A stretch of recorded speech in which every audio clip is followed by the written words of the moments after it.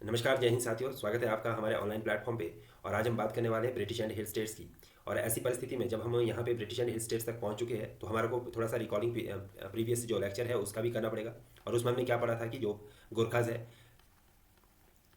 किसको पढ़ा था हमने पहले? गोरखाज प्लस ब्रिटिश कन्फ्लिक्ट्स को पढ़ा था। और इसमें हमने ये देखा था कि किस तरह से ब्रिटिश ने गोरखाज के साथ कन्फ्लिक्टिंग रिलेशंस को एस्टेब्लिश किया और किस तरह से गोरखा को हिमालयन या हिल स्टेट से बाहर निकाला था। और उसके बाद जब गोरखाज ने घुटनों पे आके ब्रिटिश सरकार की सुजेनिटी को एक्सेप्ट करा और उसके बाद वहाँ पे एक संधि की जाती है, सिगौली की जो संधि होती है, तो उसके बाद बहुत सारी जितनी भी हिल्स टेरिटरी है वो ब्रिटिश सरकार के अधीन आ जाती है। और गोरखाज के लिए एक बॉर्डर लाइन बना दिया जाता है। काली नदी के बाद उनको बॉर्डर लाइन में एस्टेब्लिश कर दिया जाता है। और इस तरह से गोरखास की जो टेरिटरी रहती है वो नेपाल बॉर्डर के पास है, बिल्कुल कम सा एरिया रह जाता है और बाकी जितने भी एरिया होता है वो ब्रिटिश सरकार के अधीन आ जाता है सीधे तौर से।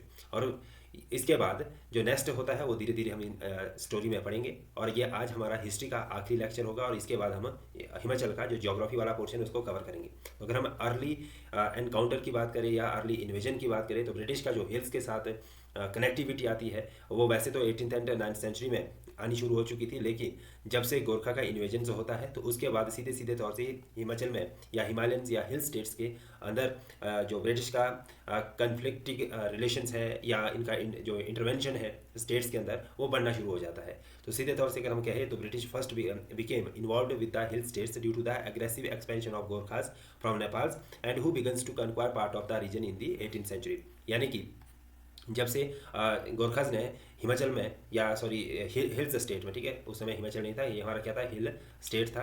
तो इस हिल स्टेट्स में जितनी भी प्रिंसिपैलिटीज़ थी वहाँ पर गोरखाज का अपना शासन चलना शुरू हो चुका था और गोरखाज काफ़ी ज़्यादा यहाँ पे अपने जो साम्राज्य है उसको फैला रहे थे और पूरे के पूरे जितना भी हिल स्टेट्स थी उनको अपने कब्जे में कर रही थी। तो ऐसी स्थिति में जो गोरखाज को ये टेरिटरी एक्सपेंशन ब्रिटिश गवर्नमेंट को क्यों खलता है, तो वो इसलिए खलता है क्योंकि जो ब्रिटिश है वैसे बहुत सारी टेरिटरी से तो कोई लेना देना नहीं था, बट जो ये गोरखास का जो अतिक्रमण था कहाँ पे, हमारा हिमालयन जो हिल्स है जैसे लाहौल स्पीति है, तो ये किन्नौर है, तो यहाँ से ये अपना ट्रेड रूट चलाते थे और यहाँ से वस्तुओं को लाते और ले जाते थे। लेकिन जब गोरखास का यहाँ पे शासन होना शुरू हो गया तो वो इन सभी चीज़ों को लाने में असमर्थ हो रहे थे और उन्हें काफ़ी ज़्यादा दिक्कत का सामना करना पड़ रहा था। तो ऐसी स्थिति में उनको ये सीधे तौर से कन्फ्लिक्टिंग रिलेशन डेवलप करने पड़े और गोरखास के साथ उनको लड़ाई लड़नी पड़ी और गोरखा को खदेड़ने के लिए उनको प्रयास करने पड़े। तो ये एक मेजर रोल यहाँ पे आता है गोरखास के साथ। तो पहला जो गोरखा वॉर होता है, एंग्लो गोरखा वॉर होता है, वो 1814 से 1816 के बीच किया जाता है।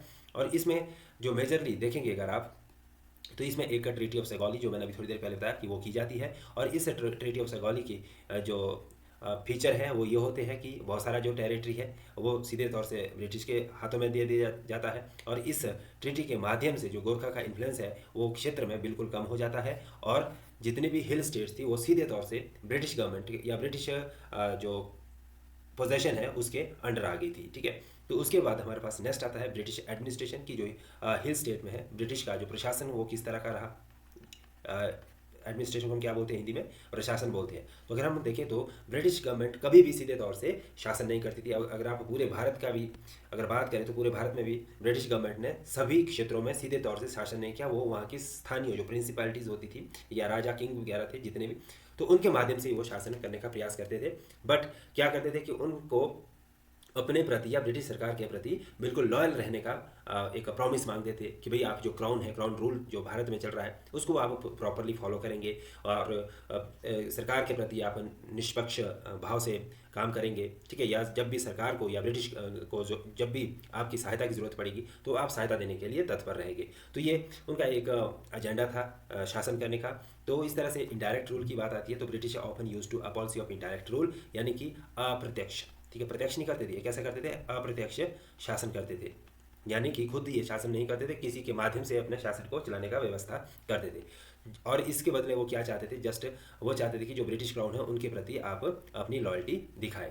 तो इस तरह से जो ब्रिटिश प्रोवाइड मिलिट्री प्रोटेक्शन, और जब कोई किंग, ठीक है, अगर आप देखो किसी के लिए कुछ दे रहे हैं, क्राउन के प्रति आप अपने वफादारी दिखा रहे हैं, तो उसके बदले आपको सरकार से क्या मिलेगा, सरकार से आपको मिलेगा मिलिट्री प्रोटेक्शन, यानी कि अगर आपके ऊपर कभी भी किसी भी तरह का कोई आक्रमण होता है या कोई किसी तरह का आपके ऊपर कोई इन्वेजन करने का प्रयास करता है, आपके शासन को किसी तरह से अतिक्रमण करने का प्रयास करता है, तो ऐसी परिस्थिति में जो ब्रिटिश आर्मी होगी, जो मिलिट्री पावर होगी, वो आपके साथ खड़ी रहेगी और आपकी सुरक्षा के लिए तत्पर रहेगी। The hill states had to accept the British suzerainty. तो ऐसी स्थिति में जो जितनी भी हिल स्टेट्स थी उन्होंने सीधे तौर से ब्रिटिश की सुजेनिटी को या सर्वोच्चता को अपने लिए स्वीकार कर लिया। उसके बाद सीधे सीधे तौर से आता है जो दूसरा पॉइंट आता है पॉलिटिकल कंट्रोल की जो राजनीति थी उसमें क्या रहा। अब देखिए जो सीधे तौर से अगर आप देखिए तो जो ब्रिटिश थे, ब्रिटिश ने अपने कुछ रेजिडेंट्स हिल्स में अपॉइंट कर रखे थे जो कि ये सुनिश्चित करते थे कि जो जितने भी ब्रिटिश सरकार के हित की जो बात होगी वो सुनिश्चित करना उनका कार्य रहता था। मतलब कि कहने का तात्पर्य ये है कि जो ब्रिटिश गवर्नमेंट थी वो अपने शासन को और ज़्यादा मजबूत करना चाहती थी और ज़्यादा अच्छी तरह से वो प्रशासन की जो कि जितनी भी प्रशासनिक गतिविधियाँ थी वो सीधे तौर से किसके ऊपर रखना चाहती थी, वो सीधे तौर से ब्रिटिश सेंट्रलाइजेशन में रखना चाहिए, पावर का वो सेंट्रलाइजेशन करना चाहते थे। और वैसे भी देखो ब्रिटिश ने अपना जो पावर है वो काफ़ी ज़्यादा सेंट्रलाइज किया, उन्होंने कभी भी डिसेंट्रलाइजेशन ऑफ पावर नहीं किया। डिसेंट्रलाइजेशन ऑफ पावर क्या होता है, विकेंद्रीकरण, मतलब शक्ति का विकेंद्रीकरण करना या दूसरे के हाथों को ज़्यादा शक्ति देना, उनको मजबूती देना, वो कभी भी नहीं करते थे। वो अपने पास पूरी की पूरी शक्ति अपने पास ही रखते थे, कंट्रोल अपने पास रखते थे। बट जो एडमिनिस्ट्रेटिव पावर है वो ज़रूर वो जो लोकल प्रिंसिपैलिटीज़ थी उनको देते थे। बट अब क्या है वो कि अपना जो ये शासन है वो हिल स्टेट्स में ज़्यादा बढ़ाने का प्रयास कर रहे थे।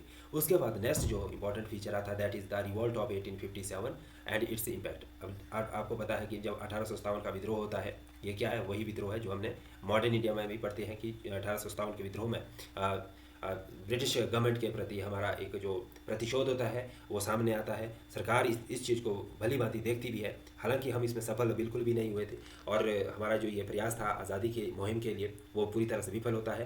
तो इसके बाद सरकार और ज़्यादा अपने जो मंशा है शासन करने की वो मजबूत करती है और उसमें जितने भी बदलाव लाने की जो ज़रूरत थी या जो प्रशासन के अंदर जिस तरह से गतिविधियों को बढ़ाने की ज़रूरत थी तो उन्होंने वो सारी चीज़ें यहाँ पे प्रयास किए। उसके बाद तरह तरह के जो ब्रिटिश गवर्नमेंट के कानून आते हैं वो भी हमें फॉलो करने पड़े। बट यहाँ पे मेजरली जो 1857 के विद्रोह की जो अगर गतिविधि की अगर बात करें आप ब्रिटिश के इम्पैक्ट से, तो हिल स्टेट्स की जितनी भी हिल स्टेट्स थी वो सीधे तौर से ब्रिटिश सरकार के प्रति वफादारी दिखाती है और अपनी जितनी भी सैन्य शक्ति होती है, ट्रूप्स होते हैं, वो इस विद्रोह में वो शामिल कर देती है। ठीक है, so during the revolt of 1857 many of the hill states remained loyal to the British. ठीक है, तो इसमें क्या रहा कि उन्होंने अपनी वफादारी दिखाई हिल स्टेट्स के जो प्रिंसेस एंड ऑल किंग्स थे, और they also provided troops and supplies this to the British government. This loyalty was rewarded with the favor and increased autonomy in the same cases. तो ये लॉयल्टी देख के हिल states के प्रति British का जो बिहेवियर था वो नॉर्मल रहा और उन्होंने हिल स्टेट्स को और ज़्यादा ऑटोनॉमी देने का प्रयास किया। इसके बाद 1857 के बाद क्या जो प्रशासनिक गतिविधियाँ होती है वो किस तरह से होती है, वहाँ पर जो ब्रिटिश है 1857 के बाद अपनी जो पावर है उसको कंसोलिडेट करती है और अपनी जो पावर है उसको कंट्रोल, अपनी जो जितनी भी हिल स्टेट्स है, ठीक है, वहाँ पर अपनी जो पावर है उसको कंसोलिडेट करके अपने कंट्रोल में रखने का प्रयास करती है। And restructuring administrative boundary and re enforcing there authority. अब इसके बाद जो बाउंड्री थी, ठीक है, जहाँ जहाँ पे बॉर्डर लाइन्स थे तो उसको वो रीस्ट्रक्चर करते हैं और उसके बाद अपनी अथॉरिटी को भी वो दोबारा से प्रयास करते हैं एस्टेब्लिश करने की। जिन टेरिटरीज में पहले ब्रिटिश का शासन नहीं था वहाँ पर भी वो अपने शासन को बढ़ाने का प्रयास करते हैं। उसके बाद नेक्स्ट आता है हमारे पास आर्थिक और सामाजिक प्रभाव क्या आते हैं इसके हिल स्टेट्स के साथ जो रिलेशन हम पढ़ रहे हैं। तो इसमें जो आर्थिक, ये हमारे पास इकोनॉमिक और सोशल की अगर हम बात करें तो दैट इज़ आर्थिक प्लस सामाजिक, ये क्या हमारा आर्थिक और सामाजिक प्रभाव। ठीक है, तो इसमें देखेंगे इंफ्रास्ट्रक्चर डेवलपमेंट की बात करेंगे आप। इंफ्रास्ट्रक्चर डेवलपमेंट का मतलब है कि जो ढांचागत विकास है वो महत्वपूर्ण इंपैक्ट डालता है। तो British introduced infrastructure such as road and telegraph in the hill states. तो इससे क्या होता है कि यहाँ पर रोड्स या रेलवेज, ठीक है, ये सब चीज़ें यहाँ पे बढ़नी शुरू हो जाती है। इससे पहले किसी तरह के यहाँ पे कोई इंफ्रास्ट्रक्चर डेवलपमेंट इतना ज़्यादा हुआ नहीं था। तो इस तरह से जो ये रोड एंड रेलवे, टेलीग्राफ या कम्युनिकेशन के जो माध्यम जोड़े जाते हैं वो हिल स्टेट्स के डेवलपमेंट के लिए नहीं जोड़े जाते प्यारे बच्चों। वो क्या है कि वो अपने इंटरेस्ट को बढ़ाने के लिए या अपना व्यापार, ट्रेड, कमर्स को इंक्रीज करने के लिए इन सभी चीज़ों का इंफ्रास्ट्रक्चर का वो निर्माण करती है, इंफ्रास्ट्रक्चर को वो डेवलप करती है। This is the biggest point. Then our land revenue policies आती है। ठीक है, तो लैंड रेवेन्यू पॉलिसी आपको पता है कि ब्रिटिश गवर्नमेंट की क्या थी, 10/11 part were taken by the British government and 1/10 जो पार्ट बचता था, ठीक है, वो किसके पास आता था, वो आता था ज़मींदार के पास, ठीक है, जो हमारा ज़मींदार होता था वो उनके पास आता था। बट यही जो पॉलिसी थी ये पूरे के पूरे हिमाचल में भी चलती रही। और इसके बाद जो तीनों जो नियम थे, जैसे रेतवारी सिस्टम है, मालवारी सिस्टम है, ज़मींदारी सिस्टम है, ये सब चीज़ों को हम किस में काउंटर करते हैं, that is the land revenue policies के अंदर आता है ब्रिटिश गवर्नमेंट की। So the land revenue policy had significant impact on the agrarian economy of the hill states, often leading to the discontent among the local population. जो यहाँ की स्थानीय जो जनसंख्या थी या स्थानीय जो जनमानस थे, वो ज़्यादातर समय अपना प्रतिशोध ब्रिटिश सरकार के प्रति दिखाते थे, क्योंकि उनको हैवी टैक्सेशन ब्रिटिश गवर्नमेंट को देना पड़ता था। सो उसके बाद नेक्स्ट आता है हमारे पास आफ्टर जो आज़ादी है, कि आज़ादी के बाद क्या स्थिति आती है, आज़ादी के बाद की स्थिति, ठीक है, आज़ादी के बाद की स्थिति। अगर हम यहाँ पे इस चीज़ को देखें तो इंटीग्रेशन इनटू इंडिया सबसे बड़ी बात है। जितने भी हमारे पास ब्रिटिश एडमिनिस्ट्रेटिव यानी कि जो ब्रिटिश के द्वारा एडमिनिस्ट्रेट जितनी भी हिल स्टेट्स थी या जो भी टेरिटरीज थी, वो सीधे सीधे तौर से जो इंडियन यूनियन है उसमें इंटीग्रेट हो जाती है। So the princely states were merged to form larger administrative units, eventually becoming the part of the state of Himachal Pradesh. ठीक है, so this relationship between the British and hill states was characterized by the strategic alliances, military intervention, and gradual increase in the British influences over time, shaping the political landscapes of the region significantly. तो यहाँ तक प्यारे बच्चों हमने अलग अलग perspective में पढ़ा कि किस तरह से जो ब्रिटिश और हिल स्टेट्स के बीच आपसी संबंध बनते हैं। तो इसमें हमने पहला प्रारंभिक जो शुरुआत होती है वो कैसे होती है उसके बारे में भी जाना, उसके बाद एंग्लो गोरखा वॉर के बारे में पढ़ा, और तीसरे नंबर पे हमने जो ब्रिटिश के जो प्रशासन है कि उनकी जो प्रशासनिक गतिविधियाँ थी हिमाचल प्रदेश हिल स्टेट्स में वो किस तरह की थी। उसके बाद 1857 के जो विद्रोह होता है उसका जो हिल स्टेट और ब्रिटिश के संबंध है उसमें किस तरह का प्रभाव पड़ा, और उसके बाद हमने नेक्स्ट जो पढ़ा वो पढ़ा आर्थिक और सामाजिक प्रभाव, और उसके बाद लास्ट में पढ़ा कि आज़ादी के बाद जितनी भी हमारी हिल स्टेट्स थी वो हिमाचल को बनाने के लिए एक बहुत बड़ा कंट्रीब्यूशन प्ले करती है, और उनको आसानी से जोड़ना इसलिए संभव हुआ क्योंकि जो ब्रिटिश सोसाइटी थी वो काफ़ी इम्पैक्टफुल थी। अब हम यहाँ से वन बाय वन पढ़ेंगे, जितनी भी यहाँ पे प्रमुख प्रिंसिपलिटीज़ थी उसको हम यहाँ पे देखेंगे, और उनके साथ जो ब्रिटिश का संबंध था वो किस तरह का था। सबसे पहले आता है कांगड़ा, ठीक है, कांगड़ा बहुत ही महत्वपूर्ण और बहुत ही स्ट्रेटजिक लाइन में आता है। ये हमारा क्या है, ये पूरा का पूरा हमारा कांगड़ा है। तो अगर आप देखेंगे तो कांगड़ा का जो बॉर्डर है तो वो आपका चंबा के साथ आता है, ये लाहौल स्पीति के साथ आता है, और इधर आपका कुल्लू के साथ लगेगा, हमीरपुर के साथ लगेगा, मंडी के साथ लगेगा, और ऊना के साथ लगेगा। तो इतने जो ये स्ट्रेटजिक दृष्टि से अगर आप देखेंगे इसको तो ये काफ़ी इंपॉर्टेंट स्टेट है, और ये कई बार पूछा जाता है कि जो कांगड़ा है वो अपना बॉर्डर किन किन अन्य डिस्ट्रिक्ट के साथ, हिमाचल की डिस्ट्रिक्ट के साथ शेयर करता है, या कांगड़ा के साथ कौन कौन सी डिस्ट्रिक्ट के बॉर्डर शेयर करती है। तो ये आपको पता होना चाहिए कौन कौन सी आई। यहाँ पे चंबा आया, यहाँ लाहौल स्पीति आया, ठीक है, ये आपका कुल्लू है, ये आपका मंडी है, और इधर आपका ये बीच में हमीरपुर है, और उधर ये लास्ट में क्या आ गया हमारा, ऊना आ गया। तो ये कितने हो गए टोटल हमारे पास है, हमारे पास हो गए ये 6। तो इस तरह से नेक्स्ट चलेंगे कांगड़ा के बारे में। Kangra Kangra the kingdom was one of the most powerful hill states, ये मैंने आपको ऑलरेडी बताया था, और इसका जो कांगड़ा फोर्ट है वहाँ पर इसकी राजधानी बनाई गई थी, Kangra fort. So the kingdom had a long history of conflict with the neighbouring states and invaders including the Gorkha. सबसे ज़्यादा जो यहाँ पे मेजर जो इन्फ्लुएंस देखेंगे आप, तो इसमें आप किसका देखेंगे, वो देखेंगे गोरखास का, ठीक है। सो गोरखास का जैसे ही इन्वेजन होता है, और इसके बाद क्या होता है कि जो कांगड़ा होता है वो गोरखा के अधीन में आ जाता है, उसका क्षेत्र कांगड़ा के काफ़ी बड़े क्षेत्र पर गोरखा का अधिकार हो जाता है, और उसके बाद वो अपनी टेरिटरी को धीरे धीरे एक्सपैंड करते हैं, और पूरे के पूरे कांगड़ा को वो अपने कब्जे में करने का प्रयास करते हैं। और the Gorkhas occupied Kangra fort which was a strategic location. तो इस तरह से वो क्या कर देते हैं, कांगड़ा फोर्ट को अपने अधीन कर लेते हैं।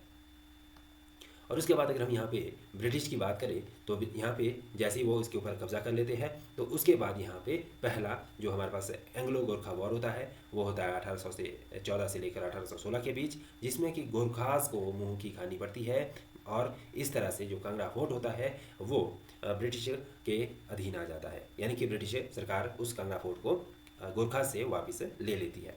उसके बाद पोस्ट जो वॉर के बाद का जो संबंध आता है उसमें सीधे तौर से जो ब्रिटिश होती है वो संसार चंद को गद्दी पे द्वारा से वापस बिठा लेती है, और इस तरह से जो ब्रिटिश की सुजेनिटी है कांगड़ा के ऊपर वो स्थापित हो जाती है, और जो प्रिंसली स्टेट है उसको जो मिलिट्री प्रोटेक्शन है वो ब्रिटिश सरकार की रहेगी, और कांगड़ा पूरी तरह से लॉयल्टी के साथ ब्रिटिश सरकार के साथ जुड़ा रहेगा with the British resident ensuring that the Raja's action aligned with the British interest। यानी कि यहाँ पर एक जो ब्रिटिश का रेजिडेंट रहेगा और वो ये इंश्योर करेगा कि जो यहाँ के लोकल राजाज है, ठीक है, तो वो सरकार के प्रति या ब्रिटिश के प्रति अपना वफादारी बनाए रखे। ये वाला काम इसका रेजिडेंट का होता था, मेंटेन करना।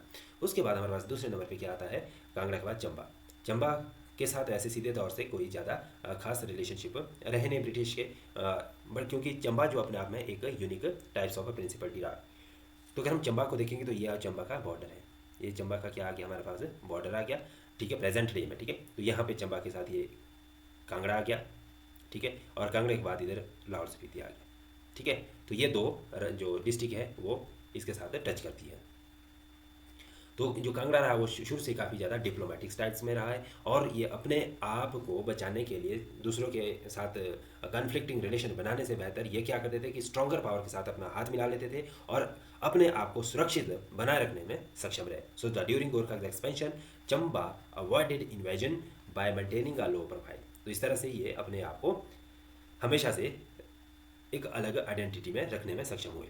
उसके बाद आता है यहाँ पे ब्रिटिश इरा। तो ब्रिटिश इरा की जब हम बात करते हैं तो यहाँ पे एंग्लो गोरखा वॉर के बाद यहाँ पे जो ये पूरा का पूरा चंबा है उसको एक प्रोटेक्टरेट की तरह वो प्रोटेक्ट करते हैं। Raja of Chamba like other hills accepted British sovereignty. तो जैसे कि हिल्स में मैक्सिमम किंग्स ने या राजाज ने ब्रिटिश की सोवेरेनिटी को एक्सेप्ट कर लिया था, तो यहाँ पे जो चंबा होता है वो भी ब्रिटिश की जो सुवेरेनिटी है उसको एक्सेप्ट करते हैं, और उसके बदले उनको जो मिलिट्री की पावर है, प्रोटेक्शन है, वो उनको देने का वादा किया जाता है। प्रोटेक्शन एंड इंटरनल ऑटोनॉमी, मतलब कि जो आंतरिक जो स्वायत्तता रहेगी वो उनकी बनी रहेगी, लेकिन जो जहाँ पे आपका ये बॉर्डर लाइन का रिलेशनशिप रहेगा या एक्सपेंशन ऑफ टेरिटरी रहेगा, तो उसमें जो ब्रिटिश गवर्नमेंट होगी वो सीधे सीधे तौर से कहीं ना कहीं हस्तक्षेप करती हुई नजर आएगी। उसके बाद आता है हमारे पास इकोनॉमिक रिलेशन। तो इकोनॉमिक रिलेशन की अगर हम बात करें तो ब्रिटिश डेवलप ट्रेड रूट, ठीक है, through the Chamba and facilitating the movement of goods between the plains and hills. So the Chamba ruler cooperated with the British who in turn support the local economy by building infrastructure. तो यहाँ पर क्या होता है कि जो ब्रिटिश है वो चंबा से अपना ट्रेड रूट बनाते हैं, और इस चंबा से जो ट्रेड रूट बनाते हैं तो उसमें चंबा ब्रिटिश के साथ किसी तरह का कोई कन्फ्लिक्ट नहीं करते, और वो आराम से इस तरह से अपना यहाँ से व्यापार चलाते हैं, और बदले में उनके लिए यहाँ पर चंबा में इंफ्रास्ट्रक्चर का निर्माण हो जाता है। इंफ्रास्ट्रक्चर यानी कि जैसे road, railway and all, road का यहाँ पे कंस्ट्रक्शन किया जाता है, नॉट रेलवे, ठीक है। तो ये मेजर पॉइंट यहाँ पे आपने पढ़े। उसके बाद हमारे पास जो नेक्स्ट आता है that is our Bilaspur. Bilaspur को जिसको पौराणिक नाम हमारा क्या है, कहलूर भी है। अगर हम बिलासपुर की बात करें तो here we find the Gorkhas threat. यहाँ हम क्या देखते हैं, गोरखास का थ्रेट देखते हैं। और यहाँ पर मेजरली जो चीज़ें देखेंगे आप, जो बिलासपुर है आपका, ये यहाँ पे मैप में देखेंगे अगर आप, थोड़ा सा मैं इसको हाईलाइट कर देता हूँ, ठीक है। जो हमारा बिलासपुर का जो मैप रहेगा ये वाला पॉइंट रहेगा, ठीक है, ये, ठीक है। तो ये हमारा क्या आ गया, बिलासपुर है। तो बिलासपुर यहाँ से, ठीक है, ये ज़्यादातर यहाँ से अगर आप देखेंगे तो ये सतलुज नदी आती है ऐसे ऐसे, यहाँ से शिमला से होते हुए, मंडी से होते हुए आगे यहाँ पे निकल जाती है पंजाब के लिए, ठीक है। तो ये यहाँ पर अगर हम बिलासपुर की बात करें तो ये सतलुज नदी में सतलुज नदी के साथ बसा हुआ शहर है, और इसी तरह से ये बहुत सारा जो इंटरवेंशन है गोरखास का वो भी फेस करता है, and sort the control the river valley. So the principality managed to maintain its independence through the alliances and paying tributes to the Gorkhas. तो इस तरह से वो अपनी अलायंस बनाते हैं, और अलायंस के बाद अपनी वो सुवेरेनिटी को मेंटेन करने में या अपनी सुपेरिटी को मेंटेन करने में वो सक्षम हो जाते हैं, और उन्हें गोरखास को ट्रिब्यूट्स पे करना पड़ता है, ठीक है। और उसके बाद आता है British alliances. So when the British defeated the Gorkhas, ठीक है, जैसे ही ब्रिटिश गोरखास को डिफीट कर लेते हैं तो जो कांगड़ा होती है, जो बिलासपुर होती है, बिलासपुर अन्य हिल स्टेट्स की तरह ब्रिटिश की सुवेरेनिटी को एक्सेप्ट कर लेती है, और ब्रिटिश उनको सिमिलरली जो वहाँ की लोकल गवर्निंग अथॉरिटी है वो उनको प्रोवाइड कर देती है, लेकिन जितने भी मिलिट्री जो पावर रहेगी वो ब्रिटिश के हाथ में रहेगी। उसके बाद आता है इंटरनल एडमिनिस्ट्रेशन, यानी कि जो आंतरिक प्रशासन है वो कैसा रहा। तो Bilaspur remained a princely state under British protection with the British occasionally intervening in matters of succession and governance. तो इसका कहने का तात्पर्य यह है कि सीधे सीधे तौर से जो आंतरिक प्रशासन में जो प्रशासनिक गतिविधियाँ थी, जितनी भी यहाँ की प्रशासनिक गतिविधियाँ थी वो सीधे तौर से यहाँ लोकल्स जो किंग्स थे उनके पास दे दी। बट यहाँ पे ये मेजर पॉइंट था कि अगर किसी तरह का कोई फॉरेन इन्वेजन होता है या कोई आक्रमण होता है, ठीक है, तो ऐसी स्थिति में यहाँ पे जो ब्रिटिश सरकार होगी वो हिल्स के किंग्स की सहायता करेगी, और बदले में जो यहाँ के लोकल किंग्स होंगे, ठीक है, जो यहाँ के किंग्स है वो सरकार के प्रति अपनी वफादारी बनाए रखेंगे। ये मेजर पॉइंट था इनका, ठीक है। बस इतना सा ही कहानी ये पूरे के पूरी स्टेट्स में घूम रही है। और उसके बाद आता है हमारे पास सिरमौर, ठीक है, तो that is the this portion Sirmaur, ये हमारा सिरमौर रहा। और अगर हम इसमें देखें तो Sirmaur located near the present day town of Nahan was occupied by the Gorkhas during their expansion, and the principality's ruler was displaced and the state was under Gorkhas control until the British intervened। तो ये कहने का तात्पर्य क्या हुआ प्यारे बच्चों यहाँ पे, ठीक है, कि जो यहाँ पे सिरमौर है, सिरमौर के ऊपर सीधे सीधे तौर से गोरखास का शासन हो जाता है, और जैसे ही वो इसके यहाँ पर शासन करते हैं तो उसके बाद ब्रिटिश जो गवर्नमेंट होती है हमारी, ठीक है, वो यहाँ पे अपना इंटरवेंशन करने के लिए आगे आती है, ठीक है। तो इस तरह से जो गोरखास का इन्फ्लुएंस था उसको वो कंट्रोल करने के लिए प्रयास करती है। और उसके बाद नेक्स्ट आता है कि किस तरह से वो ब्रिटिश को यहाँ पे रिस्टोर करते हैं, रेस्टोरेशन बाय द ब्रिटिश, ठीक है। तो after the Anglo Gorkha war the British restore the ruling family to power in Sirmaur, यानी कि जो यहाँ की स्थानीय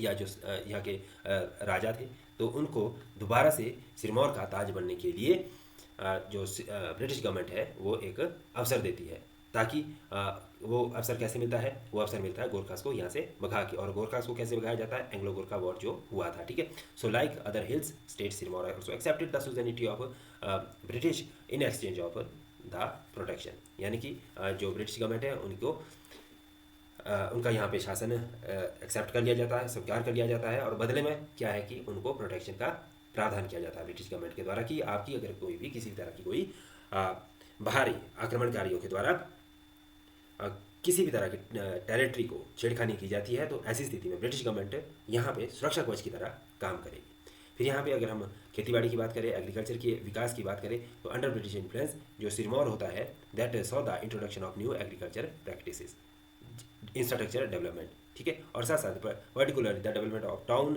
of Nahan as a regional centre. तो इस समय जो नाहन है वो एक शहर की तरह विकसित होता है। और दूसरा यहाँ पर जो एग्रीकल्चर की न्यू टेक्निक एंड प्रैक्टिसेस यहाँ पे फॉलो की जाती है, और साथ साथ यहाँ पे ढांचागत जो विकास है वो भी देखने को मिलता है। उसके बाद हमारे पास आता है कुल्लू, ठीक है। अगर कुल्लू की बात करें तो कुल्लू कहाँ पे देखिएगा मैं, ठीक है। तो जब हम कुल्लू की बात करते हैं तो दैट वाज हमारा जो कुल्लू है वो दैट इज़ हियर, ये पूरा का पूरा एरिया कुल्लू का यहाँ मैप में देखने को मिल रहा है आपको, ठीक है। तो चारों तरफ से ये लैंड बॉर्डर से घिरा है, इसमें लाहौल स्पीति आ गया, ठीक है, इधर को मंडी आ गया, ठीक है, इधर को ये आपका कांगड़ा आ गया, ठीक है, यहाँ पे शिमला आ गया, ठीक है, ये कौन सा आ गया, शिमला, ये क्या है, किन्नौर। तो इस तरह से चारों तरफ से जो डिस्ट्रिक्ट से घिरा हुआ है। और यहाँ पे कुल्लू की अगर हम बात करें तो ये काफ़ी रिमोट और रग्ड टेरेंस के तौर पे जाना जाता है, और यहाँ पे जो इंटरेक्शन है एक्सटर्नल जो पावर है उसका काफ़ी लिमिटेड रहा है, ठीक है। यहाँ पर इतना ज़्यादा सीधे तौर से किसी का कोई आक्रमण नहीं रहा। जो गोरखा है वो यहाँ पर अटैम्प्ट करते हैं अपना पावर को एक्सपेंड करने का, to extend their influence into Kullu, but the region's difficult geography limited their success. तो यहाँ पर वो सफल नहीं हो पाते, उन्होंने यहाँ पे प्रयास पूरा किया था। उसके बाद यहाँ पे जो ब्रिटिश आती है, ब्रिटिश का जो प्रशासन की बात आती है, तो एंग्लो गोरखा वॉर के बाद जो कुल्लू होता है that also comes the part of British society, ठीक है। और अगर हम यहाँ पे कल्चर की बात करें तो कुल्लू अपने डिस्टिंक्ट या डिफरेंट कल्चर के लिए विश्व भर में जैसे आज विख्यात है उस समय भी उतना ही फैसिनेटिंग था। और ऐसी स्थिति में यहाँ का जो दशहरा था, ठीक है, जो दशहरा आज की डेट में अंतर्राष्ट्रीय दशहरा मेला के तौर पे सेलिब्रेट किया जाता है, वो उस समय भी उतना ही इन्फ्लुएंसिंग था, फैसिनेटिंग था। और उसके बाद अगर हम देखें तो ब्रिटिश को भी कुल्लू के जो कल्चर है उसमें काफ़ी ज़्यादा इंटरेस्ट था, और उन्होंने उसके ऊपर काफ़ी ज़्यादा डॉक्यूमेंटेशन, ठीक है, यानी कि वहाँ की राइटिंग और उसको प्रिजर्व करने का जो प्रयास है वो सीधे सीधे तौर से किया, which help to preserve Kullu's distinct identity even under British rule. यानी कि जो हमारा ब्रिटिश रूल होता है तो उसमें भी कुल्लू के जो स्थानीय जो उनका लोकल कल्चर था उसमें किसी तरह की कोई क्षति नहीं पहुँचाने का प्रयास किया गया। नेक्स्ट आता था हमारे पास मंडी। तो ये मंडी का जो बॉर्डर है वो आपका रहा ये वाला, ये आपका बॉर्डर है, ठीक है। तो ये मंडी है हमारी यहाँ पे, ठीक है। सो स्ट्रेटजिक लोकेशन में मंडी आती थी, ये काफ़ी इंपॉर्टेंट है, जैसे हमारा कांगड़ा था वैसे ही हमारे पास मंडी थी, ठीक है। So situated along the Beas river and which is strategically important for contributing trade route between the plains and hills. तो यहाँ से ये प्लेन्स और हिल्स के बीच का एक सेंटर रूट हुआ करता था, और यहाँ पर जो जब गोरखा आते हैं they also try to attempt to control Mandi but faced resistance. तो यहाँ पर उनको काफ़ी सारी बाधाओं से जूझ के आगे बढ़ना पड़ता है, इतना आसानी से वो यहाँ पे अपना शासन नहीं कर सके। ये याद रखिएगा प्यारे बच्चों आप, ठीक है। इनका यहाँ पे सीधे सीधे तौर से शासन आसानी से नहीं हो पाता, बट यहाँ पे फिर भी ठीक है। अगर हम यहाँ पे ब्रिटिश की बात करें तो after defeating the Gorkhas the British established a protectorate over Mandi and the rulers of Mandi accepted British authority while retaining control over the internal matter. अब यहाँ पर क्या रहा कि सीधे तौर से अगर आप देखेंगे तो मैक्सिमम जितनी भी हिल स्टेट्स हैं उन्होंने ब्रिटिश की सुजेनिटी को तो एक्सेप्ट कर लिया था, लेकिन जो इंटरनल मैटर्स है वहाँ पे कुछ स्टेट्स के इंटरनल मैटर के ऊपर सोवेनिटी दी गई और कुछ के सोवेनिटी नहीं दी गई थी, ठीक है। तो यहाँ पर अगर हम बात करें इंटरनल मैटर्स के संदर्भ में, मंडी के संदर्भ में, तो that was retained by the Mandi. So अगर हम इकोनॉमिक या आर्थिकी की बात करें यहाँ पे, so British also encouraged the development of mandis economy, ठीक है। तो यहाँ पर जो आर्थिक अर्थव्यवस्था की बात करें, मंडी की अर्थव्यवस्था की, उसको बढ़ाने के लिए, उसको विकसित करने के लिए ब्रिटिश ने भी प्रयास किए थे ताकि वो वहाँ से अपना एक अच्छा ट्रेड रूट और एग्रीकल्चर को विकसित कर सके, ठीक है। तो उन्होंने जो मेजर फोकस होता था वो उनका ट्रेड और दूसरा एग्रीकल्चर के ऊपर होता था। सो state became a key supplier of timber and other resources to the British. तो यहाँ से जो मेजर सप्लाई किया जाता था दैट वाज द टिम्बर। क्या किया जाता था? टिम्बर यहाँ से सप्लाई किया जाता था, किसके लिए? ब्रिटिश गवर्नमेंट के लिए। इसके बाद जो नेक्स्ट आता है हमारे पास दैट इज आवर बुशहर। यहाँ पर क्या हमारे पास? बुशहर है, ठीक है। सो गोरखास इन्वेजन की अगर बात करें सो बुशहर में जो हमारा हिमाचल के हिल्स के, ठीक है, आज ईस्टर्न पार्ट में आता है, वहाँ पे गोरखा का इन्वेड हो जाता है and who occupied part of the state. So British later expelled the Gorkhas and brought Bushahr under their influence. तो उसके बाद जैसे ही यहाँ से बुशहर से गोरखास को ब्रिटिश के द्वारा खदेड़ दिया जाता है तो बुशहर आ जाती है ब्रिटिश के क्षेत्राधिकार में। और ब्रिटिश के अगर हम संबंध की बात करें किन्नौर के साथ, बुशहर के साथ, तो Bushahr ruler accepted British suzerainty and the state became the part of the British protectorate system. The British allowed the ruler to maintain significant autonomy due to the state's remote location. तो यहाँ पर पूरी की पूरी जो ऑटोनॉमी थी वो बुशहर को ही दे दी, क्योंकि जो बुशहर था वो काफ़ी रिमोट लोकेशन में ब्रिटिश के लिए था, वहाँ पर सीधे तौर से शासन करना उनके लिए काफ़ी कॉस्टली था। तो इसलिए उन्होंने सीधे तौर से यहाँ पे जो शासन की व्यवस्था है वो स्थानीय शासक को दे दी। उसके बाद हमारे पास यहाँ पे नेक्स्ट जो आता है that is agriculture and trade. अगर यहाँ पे एग्रीकल्चर ट्रेड की बात करें तो यहाँ पर जो मेजर कल्टिवेशन किया गया वो किया गया एप्पल का और अन्य जितनी हमारी क्रैश क्रॉप थी, ठीक है, कैश क्रॉप थी, ठीक है। एंड उसके बाद आता the region's economy grew under British influence with increase the trade with Tibet and with neighbouring region. तो यहाँ से जो ये बुशहर होता है इसका व्यापार सीधे सीधे तौर से किसके साथ बढ़ जाता है? जो आपका तिब्बत है और तिब्बत के साथ साथ जो साथ लगते अन्य क्षेत्र थे। तो इस तरह से यहाँ पर मेजरली यहाँ पर जो एग्रीकल्चर को फोकस किया गया वो एप्पल के ऊपर फोकस किया गया और साथ में अन्य जितनी भी फसलें थी।